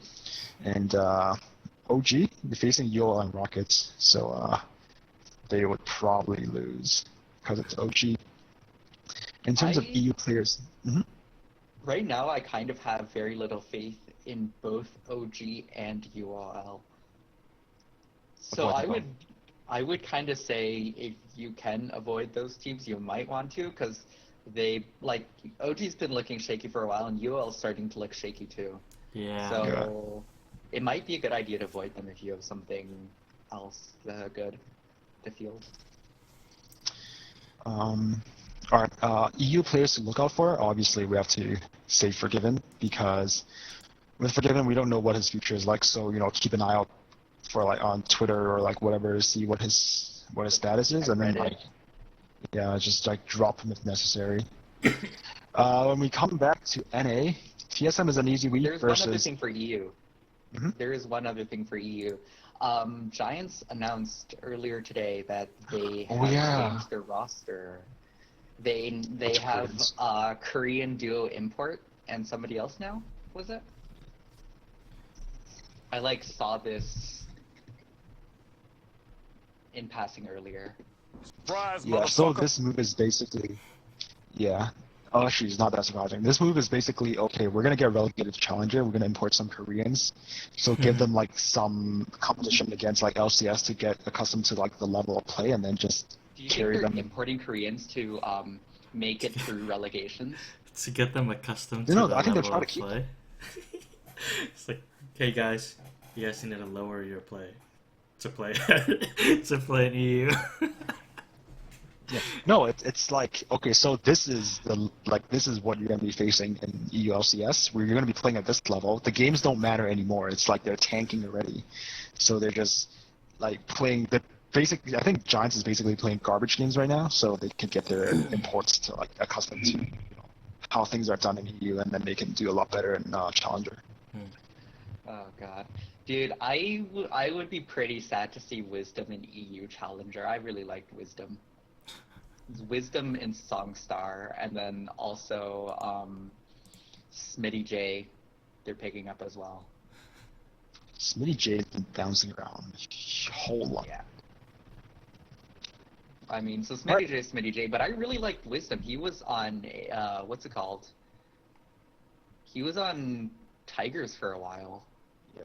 And he did pretty well. Like, he was a legitimate jungler. Yeah. So, like, We'll see. I think this is their, like, bid to not get relegated. I think they want Wisdom and Songstar to carry them out of relegations. Can they do it? Can they win enough games to be like 7th seed? No, like, basically even fighting if they get relegated to stay in. I mean. Oh yeah, it's, Like, I guess. Yeah. Who's the top? Who's the top EUCS? No idea. I don't watch EUCS. I Right. have no idea But, like, actually. I think what they're doing is they're saying, well, with Wisdom and Songstar, we can probably at least beat the EUCS team and stay in the LCS. Mm-hmm. I think that's what they're hoping for. Yeah, they're definitely go for that. Just like take it as a solo queue match and just carry it out. All right, okay. NA, TSM, easy week. TIP and Relegates should have no problem. C9, TIP and Relegates should have no problem. CLG, TL and Echo Fox. It's not an easy week, but then it's CLG. They're doing really fantastic, so I don't expect them to lose. If you haven't dropped energy yet, you should think about that. They are facing Immortals and TL, so you probably don't want to touch them with a 50-foot pole. TL, they're facing CLG and Energy. Definitely not an easy week, but I think they can pull one up with Energy. In terms of like any players in NA should avoid, Altec. I don't think he's coming back. Yeah. And Yellowstar. We're still waiting for that. We're still waiting for the Altec manifesto. Yeah. Drop Yellowstar. So yeah, that's pretty much for this week and 2 weeks later for LCS. All right, so moving on to our fantasy league results, the All-In League results. I guess we'll start with the winners and losers of week 7. So I'll start with first match coming from behind versus Timo Sucks. Apparently my team is Zisha's kryptonite. He's Yes. He's the only team that I'm the only team that he can't beat. Max is the only team that I can't Yeah. beat. I'm almost lost 0-2 to Dan, and I've beaten every other matchup I've had. Mhm. Dan's the same. But look at the scores. It's like Max is the reason I'm still tied with Dan. I just got Thank you, really Max. lucky because I wasn't confident with this week at all, and it just so happened that this is the week that Immortals lost. You know what? By the end of EU, I was feeling decently confident. I'm like, Yeah. I have a pretty good chance. Because I was 20 points behind and 1 player ahead. Right? You believed in TSM. And then That's double So why. I'm like, I can make that. And GBM then with double double it happened. Even Chachi was decent. That was 28 heartbreaking. points, like not amazing. It wasn't a 50-point week, but Well, I can live with that. when everybody else on your team, Dan, has a 50-point week, Just two like guys. I have to Just have two everybody guys. with a 50-point week. Well, 40s and 50s, I guess. Yeah. Right? Yeah, my team did pretty good. Your team did pretty good. Everyone but Viz Chachi scored pretty well. And everyone on my team scored pretty well, except Double Lift. And GBM kind of, but... Yeah. I think I made a really good decision in benching Bjergsen and Stixay. Because Yeah. I got 50 points from Piglet and 50 points from Dardak, and that's exactly the two guys I took Nice. out for these guys. So, yeah, I'm really happy about that. Team Liquid, man. Fuck TSM. Basically, this matchup hinged on that game. Yeah, That and you was can so see sad that for me to watch. this game was I won 281.82. Zisha was 246.91, so it's a pretty big gap. The next match was Dirty Hobo versus Oprah Wind Fury. That's Randy's team. Obviously, Oh free man, win Power for Evil with that. Free win for Randy. Yeah, Power Evil did solid. um, yeah, Randy's team was really 4K Yellow solid too. Shockwaves. I think Randy's team had the highest point scoring week at 282.83. Marginally. Yeah, it's very Marginally. close between three teams. His guys are solid. Pretty much everyone except for his Immortals player, Rainover.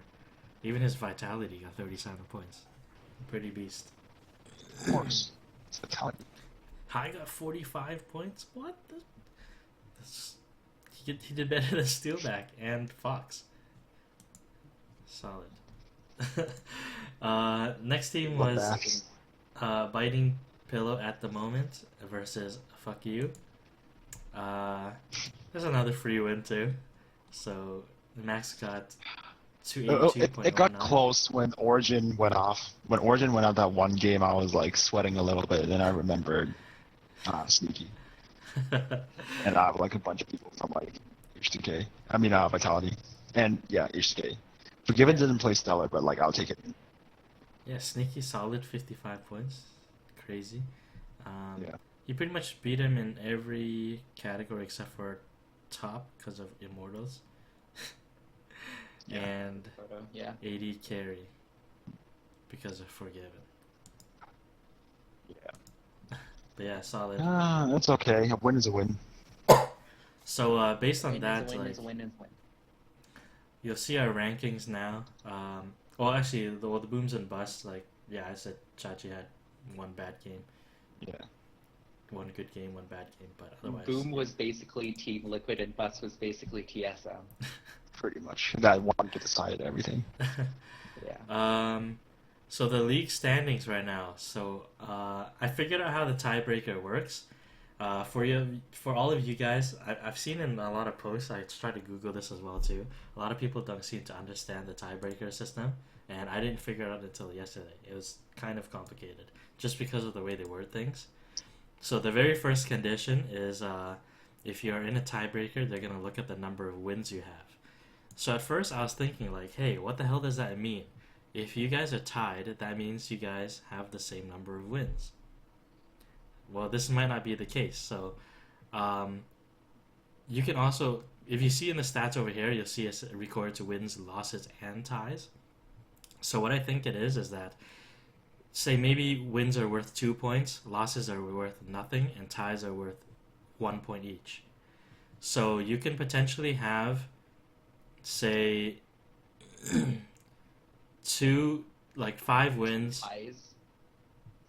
Yeah, 2 ties equal to 1 win. So somehow do the math. I don't know. I don't have it right now, but you can tie with somebody with 2 If you're wins. tied with someone and you have 2 ties and a loss, and the other person has a win and 2 losses, you might still be tied. Exactly. So in that case, the person who has the most wins would be in first. Now, in the case that the ties are even, then it goes to look at who has the most ties. So based on that, if anybody has ties, then that person would win the matchup. And then in our situation with me and Zisha right now, we have both 5 wins, 2 losses. The reason why I'm ahead is because I'm ahead in total points, which puts me in first place. Yeah. So that's why this coming week I'm not gonna play the Dirty Hobo game. I'm gonna try to stack as many points as I can. No one has been playing the Dirty Hobo game. I was gonna. You know what? I might legitimately lose to Mike. So yeah, and then so you'll see, last place right now we have Dirty Hobo, 0 wins, 7 losses. Next up is Michael's team. Fuck You, 3 wins, 4 losses. Max is right on his tail. Actually, no, he has 4 wins, 3 losses. Randy's 4 wins, 3 I don't losses think I can in beat third Randy. place. Zisha, second place, 5 wins, 2 losses, and just it's very close in points. Actually, it's like it's only 60 points, 60-point difference. No, not even a couple hundred. A couple hundred. Yeah. Oh, okay. Yeah, never mind. 600 points. I mean, 60 points.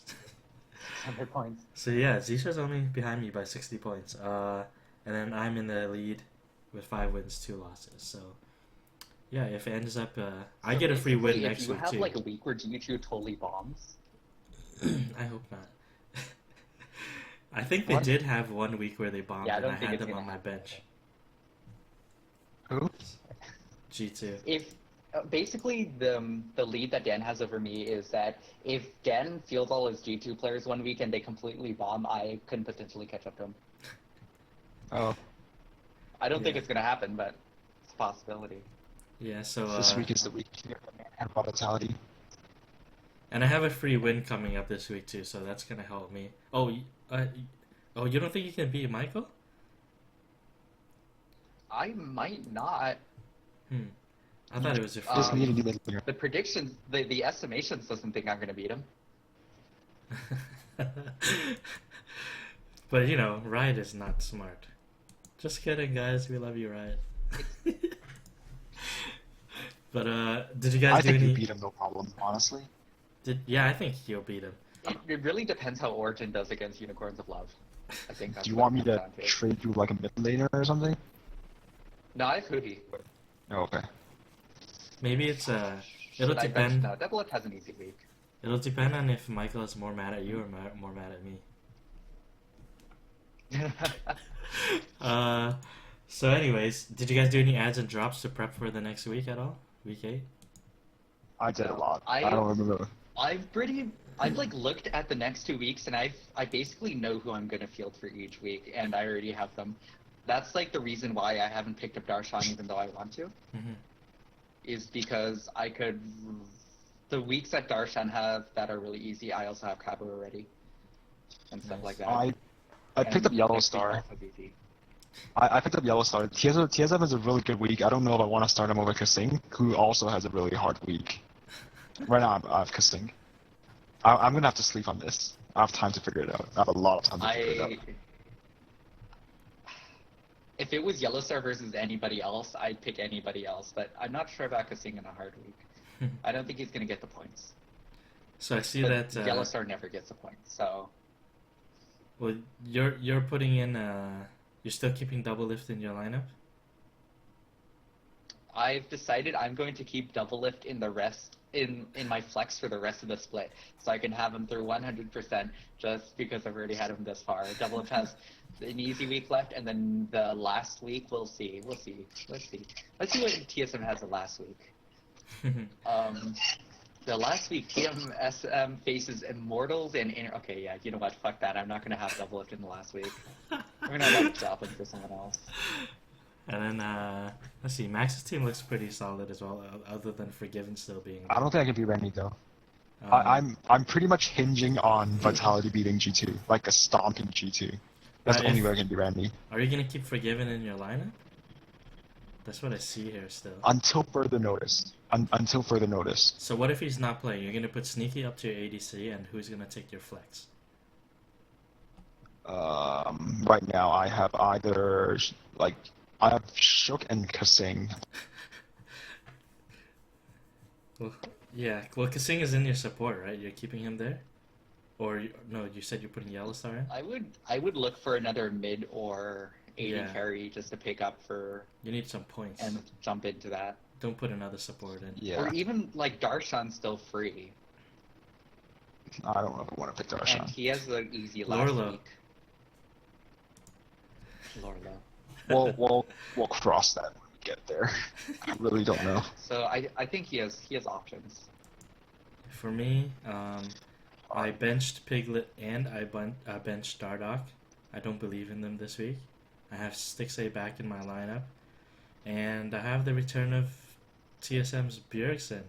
Although I'm like making fun of him all Return the of time. Bjergsen. TSM is trash. Let's field Bjergsen, huh? I hope they're not going to continue the tilt. I hope not. Same. I hope this every week, Dan. I hope this every week. And I put G2 in place of UOL because, yeah, UOL we said was shaky and everything, so don't really believe in them, but I have no choice but to Like keep I don't even know if they're Chachi gonna in. beat Origin. Yeah, G2 should be able to score good for me and have Trick and Perks, so I'm pretty confident about my team to get a lot of points this week. So that's pretty much it for what's coming up next week. The matches are pretty much as you can see. Coming From Behind versus Dirty Hobo. Biting Pillow at the Moment versus Oprah Winfrey. That's a tiebreaker match. Fuck You versus Timo Sucks. And yeah, that's pretty much it for the week. That's a wrap. All right. So, any of you guys have any? What are we going to talk about next week? Shout outs, anything? Next IEM? week? I don't know. Yeah, we'll be watching IEM. Yeah, We'll be I think we'll watching watch IEM, it. and then we'll be playing Path of Exile Ascendancy. That's what's gonna happen next week. Yeah, For sure, for sure. I don't know if I next did no week. life. Maybe next week we'll just take a break. I don't know, or we can maybe talk about a little bit of IEM. Maybe it'll be a bit more casual and not so fantasy related.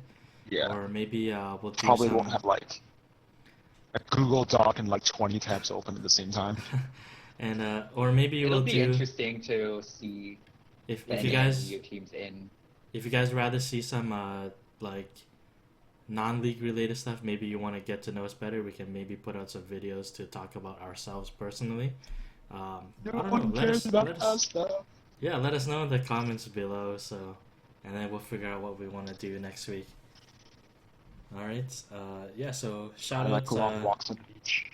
I think Zisha, you have a shout out. I have a shout out in this week where there are no LCS games. You should just quit. Everybody should quit League of Legends and play Path of Exile with us. What about you, Max? Anything for you? I'm just gonna go play Path of Exile. Path of Exile for you? Man, I can't do it. I can't. Dan, you should join us. It's too grindy.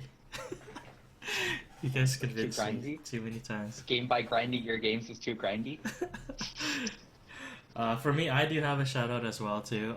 Recently, if you guys know Athene, he's been like a really old school YouTuber. I've been following him from the very beginning. And he brought up this thing recently. He has a website called Gaming for Good, which is pretty good. It's all about if you guys stream or anything like that, you guys can go in there. You can get donations, and donations can also be split towards charities like Save the Children. So right now in Ethiopia, there's a major drought. It's a Category 1 crisis. So this is on the same level as the Syrian crisis right now. They're both Category 1 crises. So the drought is not as you don't hear as much about it because it's a silent crisis. You know, it's just involve the West. Yeah, you're not hearing too much about it in the media, but it's definitely something that's really important right now. And he's currently in Ethiopia trying to raise some awareness. He's got some streams going, so if you go over to Gaming for Good, I'm gonna leave a link in the description below too, so you guys can check it out. Donate anything, like even $1, $2 from each person. It's gonna go a long way.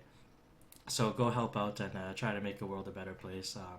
Yeah, that's what he's dedicating his life to, right? So his website, Gaming for Good, that's what it's all about. So go help him out, and yeah, be a global citizen. And that pretty much gives it. That's a wrap for the day, and Zisha will finish us off. All right, so that's the week. Thanks for watching. If you watched this far and care about our fantasy league enough to keep on watching, tell us what you like, what you didn't like, what you think. Tell us about Max's hat that doesn't fit over his headphones. It doesn't. Thumbs up, like, share, all that good jazz. Tell your parents, tell your grandparents about us, the well-meaning. Some crude Asian kids in Toronto. Yeah. And don't forget to subscribe so that you can watch us talk that shit about things we don't understand every week, and Dan will point to it. Alright, so that's pretty much it. Thanks for watching, guys, and peace.